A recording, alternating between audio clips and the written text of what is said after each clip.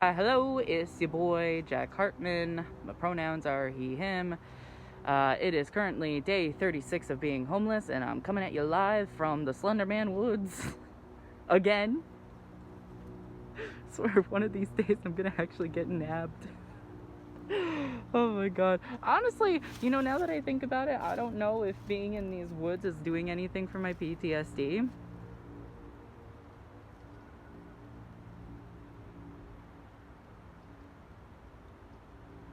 Anyways, we will unpack that with a therapist later. After seeing the response, which was most definitely a response to the last video, I thought I would make another video that was a little bit more lighthearted, and I thought I would talk about what it is I do in a day as a homeless person. This fucking wind is testing my goddamn patience.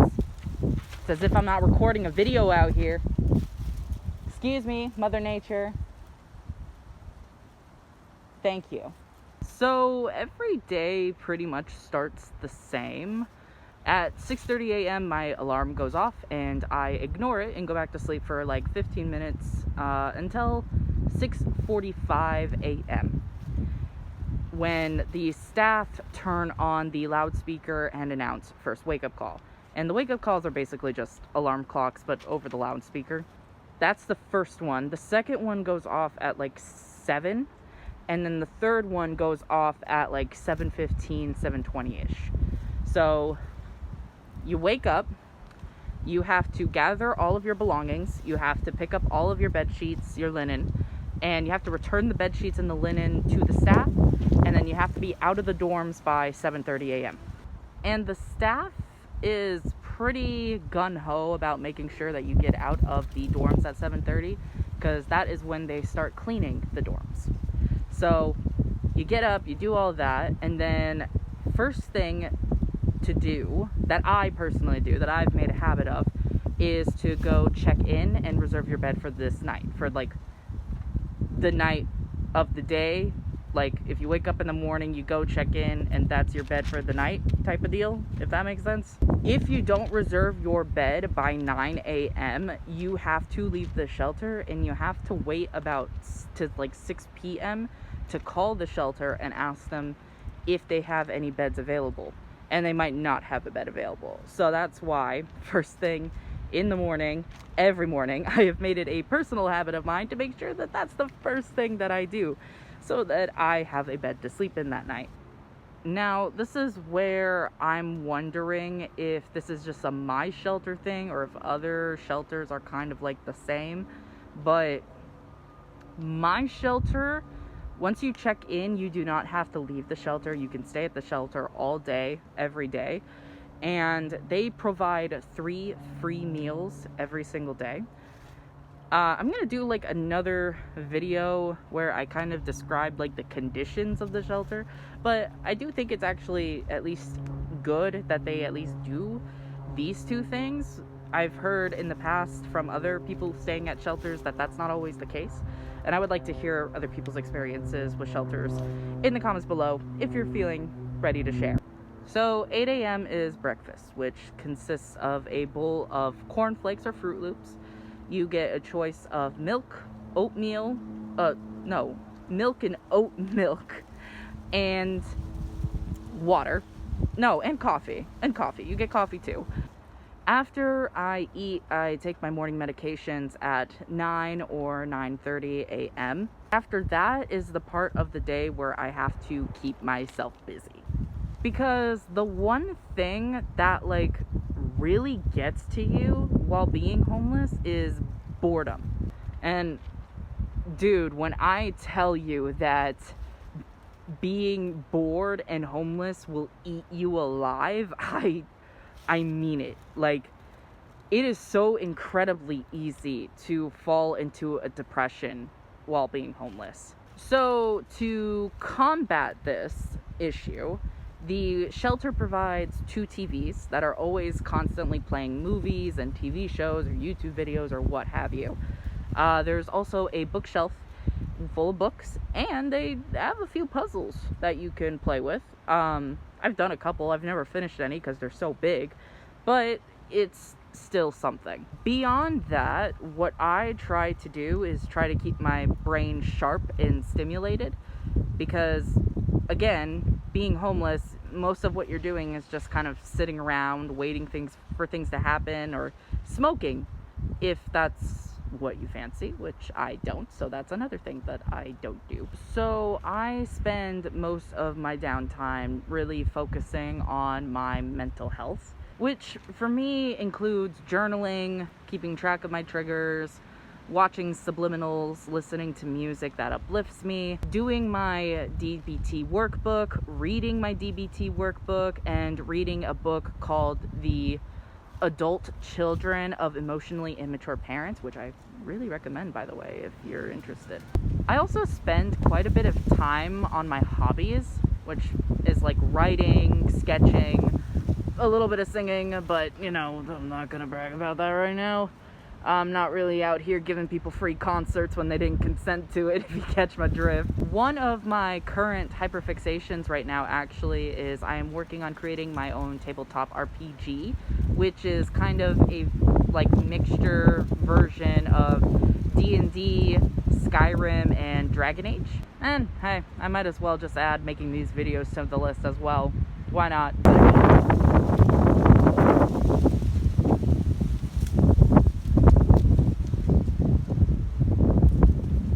Excuse me, Mother Nature, but that was so incredibly rude of you.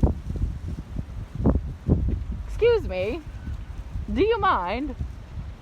I'm trying to record a video out in the middle of the woods where no one can hear me scream. Please, can we have some fucking decorum? So at around 11:30 or like 12 o'clock or sometimes 1 o'clock, depending on whether or not the staff actually want to do their fucking job, let's be real for a second, they reopen the dorms. So you go in, you check in, you claim your bed, you go and get your blankets, you go make your bed, and if you're feeling a little bit ballsy, you just kind of sort of leave your stuff at your bed. 12 p.m. is also when lunch is served. It's usually a different dish every single day, with the drinking options being milk, water, or orange juice. And around this time is when my day usually switches up a bit depending on what day of the week it is. Monday through Friday, I get picked up at around 12:30 p.m. and taken to a mental health clinic where I'm involved or enrolled, I guess is the word, in an IOP program, which, if you don't know what that is, it stands for Intensive Outpatient Program. Basically, I'm coming to this clinic for 3 hours of my day to do 3 major things: group therapy, personal therapy, and then medication management. It's mostly group therapy. I only see my personal therapist about once a week, and then I see the doctor as needed for my medications. But it is still a fantastic support group, and that I would like recommend anybody go to if you're able to. On the weekends and days like today where it's canceled, I'm usually in the cafeteria or the dorms working on my hobbies or my mental health, as I've already described. Or I'm going outside to just sort of take a break from everything, you know, maybe record a video like this, or go to the store and get some grub. At 5:30 is dinner time, and after that I spend rest of the night, or rest of the evening, I should say, in the dorms until bedtime, which is 8:30 and the lights go out. And that is kind of how I spend my day as a homeless person living in the shelter. Now, this is a part of the video where it's probably going to be a little bit, not really negative, but more me just like addressing a couple of things. Because judging by the response to the last video, I'm kind of anticipating a couple of questions being thrown my way. One is, why aren't you looking for a job? 2 being, why aren't you doing more productive things with your day? Why aren't you looking for a home? And here's the God's honest truth that not a lot of people are gonna like to hear, but it needs to be said anyways. It's not that fucking simple, Robert. a side note, I have this weird thing where, like, if somebody pisses me off or does something really dumb, I feel the need to call them a white person name. I don't know if that's just a me thing, but if somebody could tell me if they also do that, I would make me really happy. Anyways, back to the annoying ass questions at hand. First of all, the first thing I have to say, everything that I just listed, everything that I just talked about is productive. Self-care and taking care of yourself is a full-time job, especially when you're living with ADHD, autism, PTSD, borderline personality disorder. The fact that I am able to get anything done, anything at all, the fact that I still have the strength to get up in the morning really is a test to my character. So I'm gonna need y'all to put some respect on my motherfucking name right now, okay? I'm going through the fucking trenches with my brain right now. So zip it. I really could just end the entire conversation right there, but I want to humor a couple of people because a couple of people might not know this. The second thing that I want to touch on is that the case manager from my IOP is handling the housing thing. In fact, my therapist used to work for a homeless organization, and they were able to pull some strings to get me onto a rapid housing first list.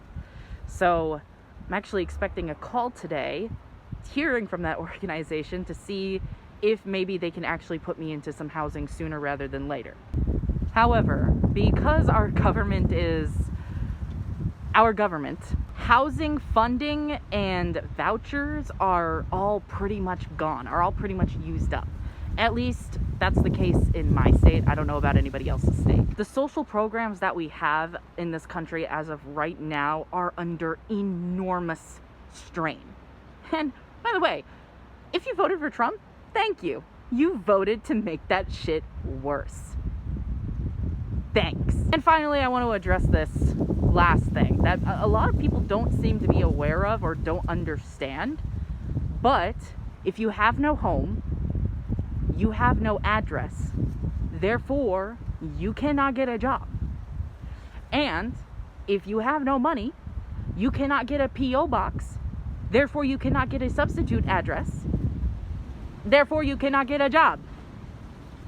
So besides my mental disabilities and the fact that I just do not want to work right now, as I think it would be a terrible idea, there are quite literally physical barriers that prevent homeless people from getting jobs. And I really think a lot of people either don't know that or can't comprehend that. And I really need people to think about it for a second. On your job applications, you have to provide an address. You have to provide proof of residence. You have to provide an ID. So it's like, if you don't have those, you're not gonna get that job. So I really need that last point to sink in for people, that when homeless people are talking when homeless people are talking about their experiences and how difficult it is being homeless, we ain't being cute. We're not talking out of our asses. This shit is real. It is so difficult to be homeless in this country, especially if you have a mental health issue, or if you're physically disabled, or if you're addicted to drugs. It is so incredibly difficult to be able to do anything in this country. Which is why, and I'm only going to touch on this for a little bit, and then I'm just going to pretend like the comments don't exist anymore. This is why I made the video that I did last time we spoke. I am not useless, whiny, a crybaby, pathetic for being homeless. I'm not unworthy of being treated as a human being because I am homeless. I am just homeless. I'm in a shitty situation that requires a different approach to be able to solve. So once again, this is me reminding you to check out the links in the description where you can hire me. Hire me. I do things. You can see the services that I provide in the description below, as well as the comment that I post that I pin below as well. And I want to end this video with this. Be kinder to others. Like, damn. I was honestly shocked by all of the comments that I mostly got under that last video. So much so that I deleted all of them. At least all of the ones that I saw as I'm filming this. There may be more posted after I recorded, whatever. At this point, it's like I deleted most of them. Because, like, most of y'all were just being nasty for no fucking reason, bro. Like, honestly, that is so embarrassing for you. Like, I'm embarrassed for you. I'm embarrassed that I witnessed just how miserable and petty some of you people can be. And, like, just do better in the future, okay, man? Like, God. This world is miserable enough as it is. There is no reason for you to go and add to that. So, yeah, just be kinder to each other. Be kinder to me. Be kinder to others. Be kinder to the people in your life. Be kinder. Be kind. Like, damn, be kind. Life is hard enough. Be kinder to each other. And also, be kinder to yourself, too. That's important, too. Right? Be kind to yourself. So, with that, I'm gonna go.